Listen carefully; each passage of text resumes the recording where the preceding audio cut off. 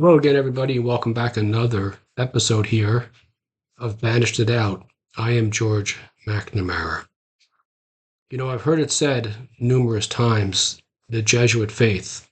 So the Jesuits, if you think of them, think of like Fordham University in New York.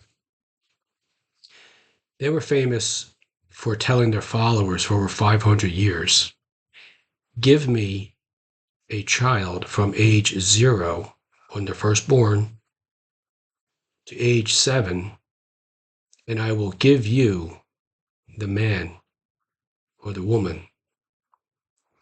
What they also said was, if a mother physically gives us a child at 0 and we keep it until age 7, that child will not want to go back to their parent. Because you see, within those first 7 years, our beliefs of life have been hardwired into us. So if that's true for a child saying, I don't want to go back to mom, or if it's true that at age 7, I'll give you the man or the woman, and they've been telling their followers this for over 500 years, then that is sort of the baseline, right, from how we operate. And I want to read you a passage from his book, Evolve Your Brain, from Dr. Joe Dispenza, that sort of underscores this. He says here,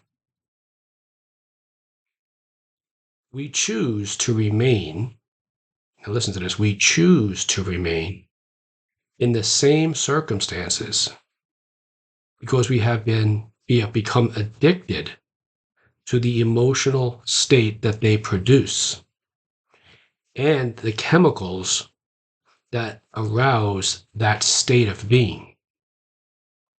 Of course, I know from experience that change of any type is difficult for most people. Far too many of us remain in situations that make us unhappy, feeling as if we have no choice but to suffer.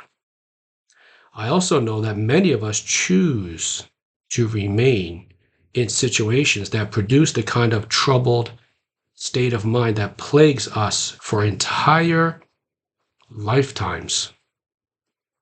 That we choose is one thing, but why we choose to live this way is another.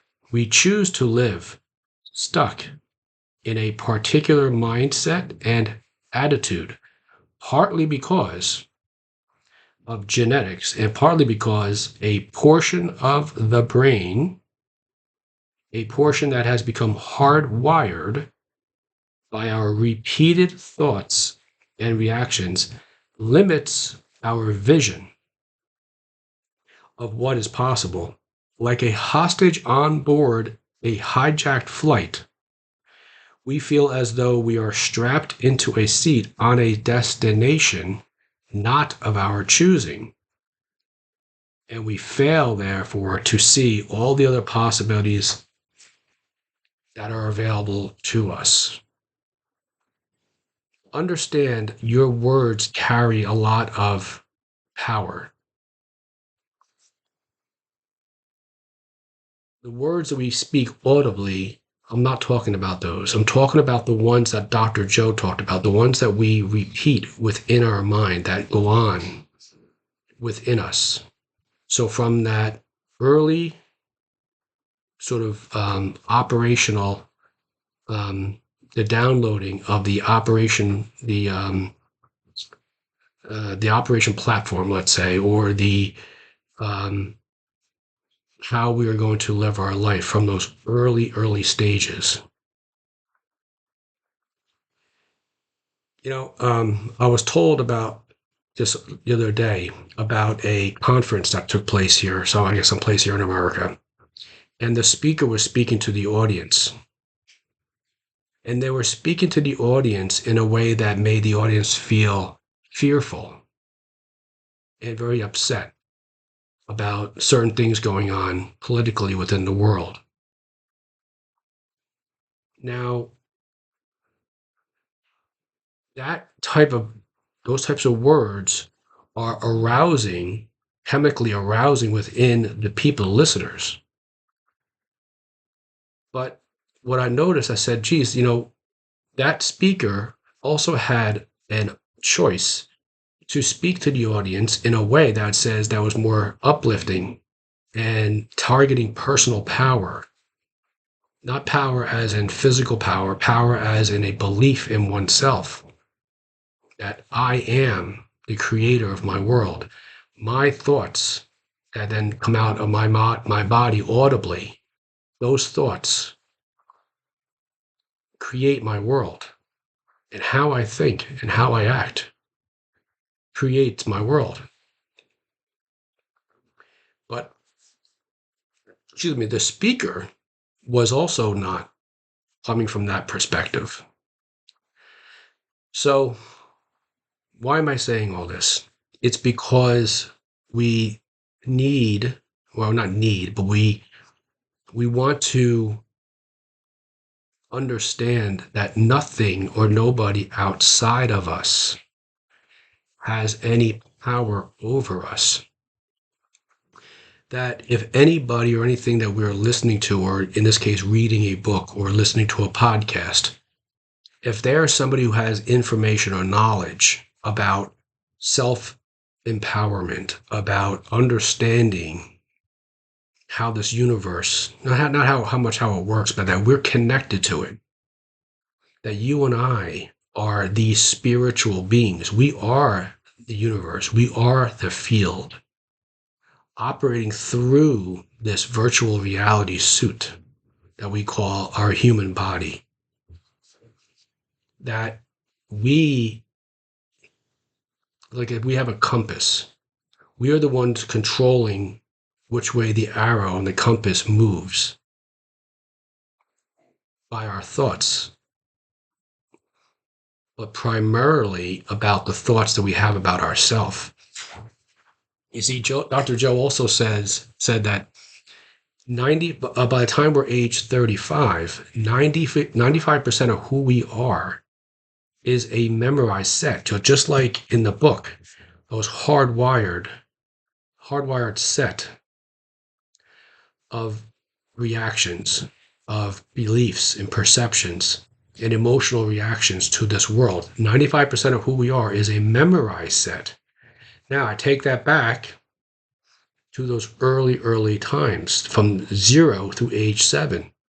Those emotional reactions that later on we display, we react in a way, is because we are anchored to, those reactions are anchored to those early beliefs. Many of us were bigots by the time we're 3 or 4 years of age, and we never even met any of the people. But by what we observed through our family, through our society. You see, the Bible is a great book to understand metaphysically. Jesus was saying, cast your net to the right, to the fishermen. But the fishermen weren't physical fishermen. The fishermen who are people like myself and us who are fishing, looking for the answers. He said, cast your net to the right, meaning let go of your net of anything materialistic in this world. Cast it, let it go. He also said to the right, which means the right hemisphere, that super consciousness, God consciousness, universal consciousness, source energy, whatever you want to call it, go there. And if you go there, you rise above, then everything comes to you. And we know from the Bible that fishes started to jump into the boat. But those are all the thoughts and all the abundance and all the wealth coming. So what we want to do is we want to be very mindful of the words we use internally to ourselves in as many moments throughout the day as we can. Remembering, the Bible also says, I think it was Peter, I'm not sure, I may have that off, maybe not have Peter or Paul, somebody said, I die daily. He didn't mean every day, he meant multiple times and moments throughout the day, I die. But I die to the old self, that old thinking, that old belief system, the operating system. That's what I was trying to get to. The operating system that was downloaded into you and into me from actually the third trimester, when we were just a fetus. That's when our subconscious brain turned on. And it would be like suddenly turning on a faucet and filling up a bucket. But the bucket, all the water or whatever it may be going into the bucket represents the subconscious. You see, we have three levels or layers, parts of our mind. We have the subconscious mind, we have the conscious mind, and then we have the superconscious or God conscious or universal or source energy. The subconscious is what the Bible was talking about. The wars in the Bible were the wars of man against the subconscious belief system, the feeling of lack, of unworthiness, of not feeling good enough, or worrying about what outside forces or perspectives thought, worrying more about what others think of me than what I think of me. Those are the wars. In Noah, on the ark, there wasn't a physical ark. He didn't take two of every animal with him. The ark represented a protection from the storms, from the floods of those thoughts, and rising above, going to the mountaintop, going to that higher dimension, that super consciousness within the brain. And the ark was the meditation. When you go into the ark, you meditate. And you protect yourself from the perceived thoughts, perceptions, and the assumptions. So think of it this way. The more narrow, the more limited my assumptions, the more narrow my life. The broader, the wider, the bigger, the grander my assumptions of who I am, the broader, the grander this life I get to live that manifests itself here in this 3D world. You see, because what happens in this battle is that we say things like, I want that, I would love to drive that car, or live on that island, or whatever it may be, own the house in that neighborhood. But then our rational mind, so the conscious mind, so there's the subconscious, the conscious mind says, yeah, but. So the superconscious says, here's your desire, because there's a version of you out there already living that. Oh, you wouldn't have the desire otherwise. Superconscious. Conscious mind says, yeah, but you have to be rational about this. I mean, look where you're living. The subconscious is the belief system that says, yeah, you're right. Yeah, I'm not, whatever. And poof, there goes the desire. There goes the dream. There it's the justification. You see what I'm getting at? So it's we choose to remain unconsciously, however, I'm going to say, in the same circumstances. So you go back to this is my life, this is my relationship, this is my job, because we have become addicted to the emotional state. So it's familiar that the circumstances produce, and the chemicals that they arouse within us, The root word of familiar is of the household or of the family.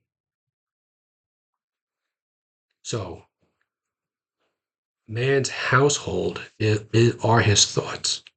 And where would the thoughts, the foundational thoughts, the operating system, where do they come from? The household. Whose household? The one that we emanated to. And pretty much where did they come from? Well, their grandparents and great grandparents' household. And if you were to draw a line, if you look back, right, you're going to see pretty much the same economic situation, right?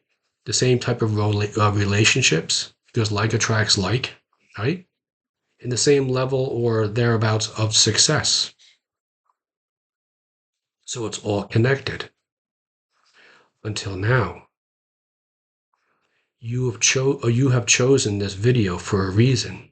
You have attracted me into your life for a reason, because you know there's a desire within you. You are enough. You are deserving. You have suffered enough. No more. But it's up to you, my friend, to decide now is the time. Now is the appointed time. It is now o'clock. Now is when I start to pay particular attention to what I'm saying to not anybody else, nothing else. What I'm saying to myself in this now moment. How do I see myself in this now moment? I would like for you to fill in this blank. My biggest fear about money is. Thank you. Have a great day.